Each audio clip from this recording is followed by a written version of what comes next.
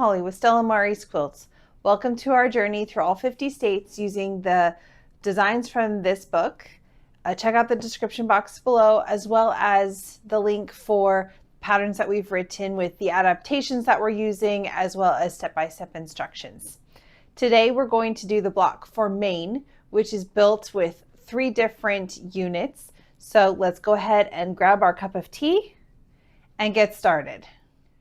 For unit 1, we're going to need 4 squares that are 4 by 4 and 2 squares that are 5 by 5. We're going to start by taking our 4 by 4 squares. We're going to fold them in half so that they're a triangle. And we're going to cut a quarter circle off of this corner. To cut the quarter circle, we're going to use our circle template. And we're going to use the 3-inch circle. So I'm going to lay this down so that the fold line on my template lines up with the edge of the triangle, and the quarter marking here is lined up with the other edge, so that I can then just cut right here at that 3-inch circle line. Now, it would be easier to cut these circles with a smaller rotary blade, but I don't have one, so I'm going to just make do with the one that I have and just take it a little bit slower to make sure I get the cuts nicely.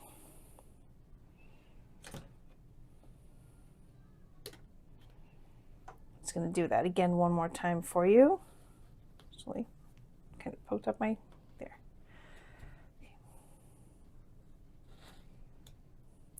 So I've got the fold line,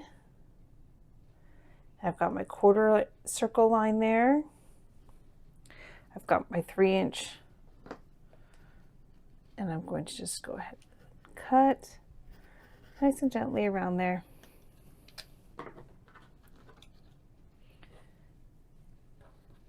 And so that's what that looks like. Now we're going to cut the quarter circles that are going to fit inside. So we're going to take our 5 by 5. I'm just going to finger press this. I've done a few of these test-wise, and it did help to use the iron to press these folds. Helped the fabric just lay nice and flat and not shift as much as I was cutting. So that is something you might consider. But now I've got it folded in fourths. And I've got all of my raw edges on this side. And then I'm going to use my template again. And this time I'm going to cut a 4-inch circle lining up my fold line from my template, the quarter circle line. I'm going to use the 4-inch circle. Oh, I didn't quite get it all the way through there. Sometimes when I'm recording, I'm at a weird angle, so let me just go ahead and get those ones out. These didn't get cut at all, so I'll just open that up.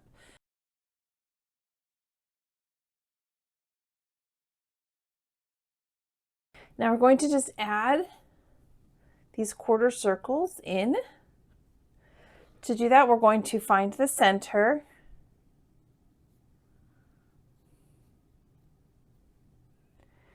And I like to put this part of the curve on the top. So I'm going to find this center. And where I finger pressed it, it's going to fit right in with the center on this one. I'm not a big pinner, but I am still working on mastering curved piecing myself, so I like to put a pin in the center and then a pin at the end.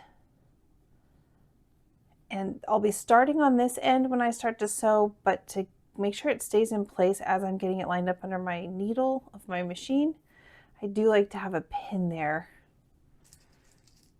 The smaller pieces shift a little bit more, I find, so Having a pin just helps it stay in place as I'm getting things set up. And then I'm just going to go to my sewing machine. I'm going to sew 1/4 inch. There is a lot of bias here, so use it to your advantage by just kind of gently easing the stitching around so that we just gently sew this curve. Take your time, practice it a couple times before doing it on your actual block if you need to. I know I have. And go ahead and just sew it on both sides of this unit. Now I'm going to square up this part of the unit to 3.5 inches. To do that, I want to watch a couple things. I want my 45-degree angle to go point to point where my quarter circles are in. And I want the sides of my medium print here to equal about 1 3/4 once everything is trimmed up. So I'm kind of watching that to see, okay, if I trim here, about how much space do I have?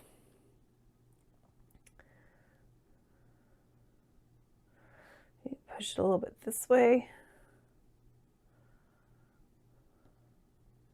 So I have 1 3/4. And then here I've got about 1 3/4. And I'll just rotate it and get my final 3.5.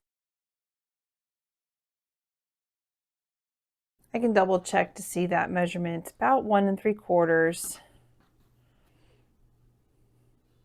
It's about 1 3/4. It's close. The points don't line up with anything, so it's not critical. It's perfect, but it just helps to make sure it looks very centered. Next, I'm going to take a couple 3 by 3 inch squares from my light fabric, and I'm going to cut them in half diagonally from corner to corner so that I have triangles. You'll get 2 triangles from each square.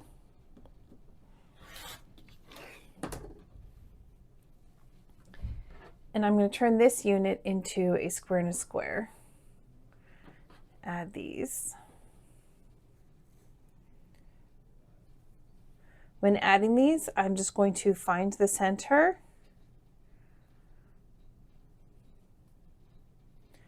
Find the center.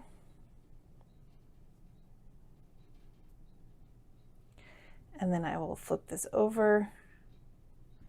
Sew across. I'll do 2 sides, press them open, trim off the dog ears, then do the other 2 sides and press it back. So I've got my unit with the triangles on 2 sides, and I'm going to go ahead and just trim off these dog ears. Nice and straight with the edge of the unit. Could do that with my scissors if I wanted to. And then I'm going to just add 2 more, doing the same thing. I'm going to find the center, which the center on here should be right where the 2 points intersect here, because half of 3.5 is 1 3/4, and that's what we were trying to get to when we were doing our cut here. So this should be about centered right there. And I'll stitch it down here. I'll do the same on this side, stitch it down and press back. And here's that unit. And so now we're just going to make sure we're trimmed to 4.5. So I'm going to just look to have a 1/4 inch seam allowance at the points here, and make sure I'm nice and centered. And then go ahead and just trim off little bits of excess that we've got.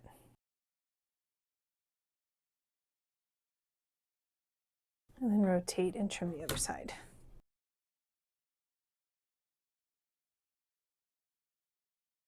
Now this one got a little wonky on the corner here. It's not quite all the way to the edge, but that's going to be caught in my seam allowance, so I'm not worried. And we have 4 units of this. To start with unit 2, we're going to need from our medium fabric rectangles that are 3 3/4 by 4 1/4. We're going to need some lights that are 1 1/4 by 4 inches. And we're going to cut some basically orange peel type shapes out of these. So we're going to take our rectangle and we're going to fold it in half so that the raw edges of the 3 3/4 side are touching here. And we are going to use our circle cutting template. And we're going to cut a 4-inch circle. So here's my 4-inch line. I'm just going to get this lined up so that from the corner to the corner, this is my 4-inch circle line here. And we're going to go ahead and cut that. So our piece looks a bit like an hourglassy kind of shape. Then we're going to take 2 of our 1 1/4 by 4. I'm going to mark 1/4 inch up from the side, on the sides. Now you could worry about making sure that you're doing this from the back. It's going to be caught in my seam, so I'm not all that concerned. Plus we're going to be trimming, so whatever works best for you. And then I'm going to cut a 5-inch circle where the edges of the circle that hits those 1/4 inch marks that I did. Pretty much takes up the entire space here.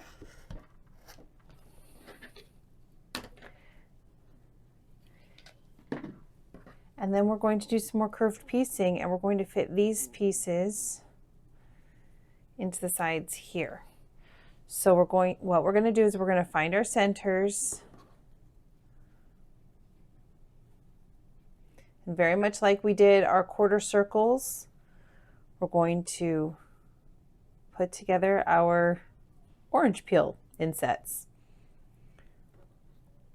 So I'm going to find my center here. I'm going to put a pin, and I like sewing my curves with this shape on top. So I'm just going to kind of move this around to the edge here. Put a pin just to help keep it in place. And then I'm going to push this around on this side. Line it up.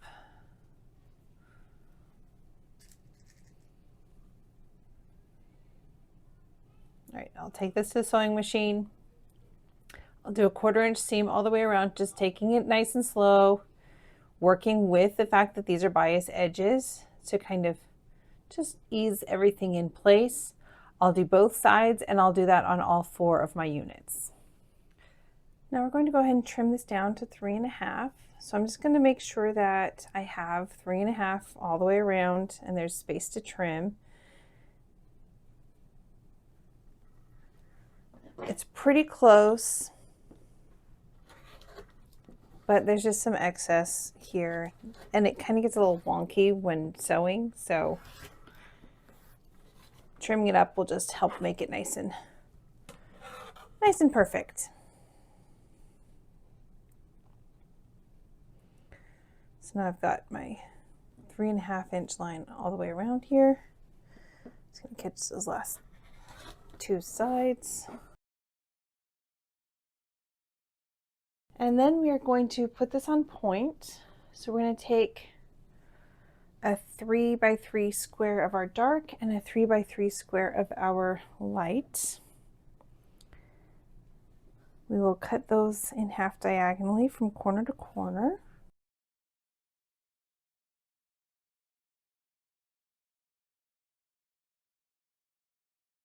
And we are going to go ahead and arrange this so that the dark triangles line up with the light, and the light triangles line up with our medium, just like that. And then we'll sew this together the same way we did for unit 1. We'll do 2 sides, find the center, stitch across, press it back, and then repeat on the other two sides. And here's unit 2. We've gone ahead and made 4 of those. We'll put those aside and we'll do our last unit. Our last unit we only need 1 of, and it's going to be a pinwheel. So we're going to take our 3x3 light squares and 2 3x3 dark squares. We're going to make half square triangles using the 2 at a time method. So I'm going to draw a line on the back of my lights.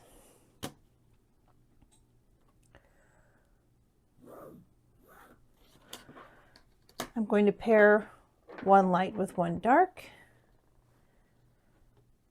And then I'm going to sew down on both sides of the drawn line. I'm going to go ahead and cut these apart on the drawn line. And then I'm going to square these to 2.5 inches. I'm going to go ahead and use my Clearly Perfect slotted trimmer. You can use whatever squaring tool works for you.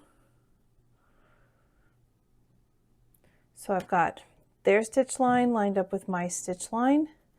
There's not a lot to trim. I'm just going to shave a little bit off on that side. Shift a little bit on me there. A little bit off on that side. Go ahead and trim my dog ears.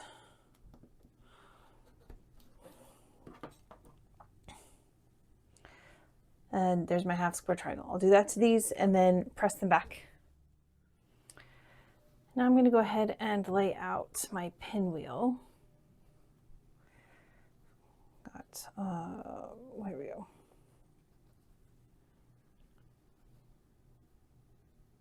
Nope, that way, this way. And then I will sew my pinwheel together with sewing these 2 together, then these 2 together, and then the whole section together. Now that we have all of our units, it's time to assemble our block.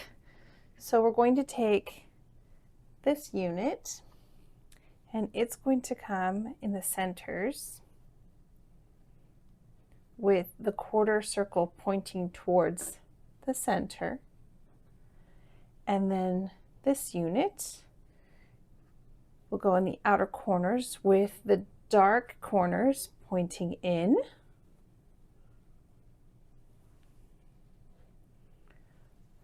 Now we're just going to sew this together like a 9 patch. So I'll sew these 2, these 2, these 2, all in a chain piecing.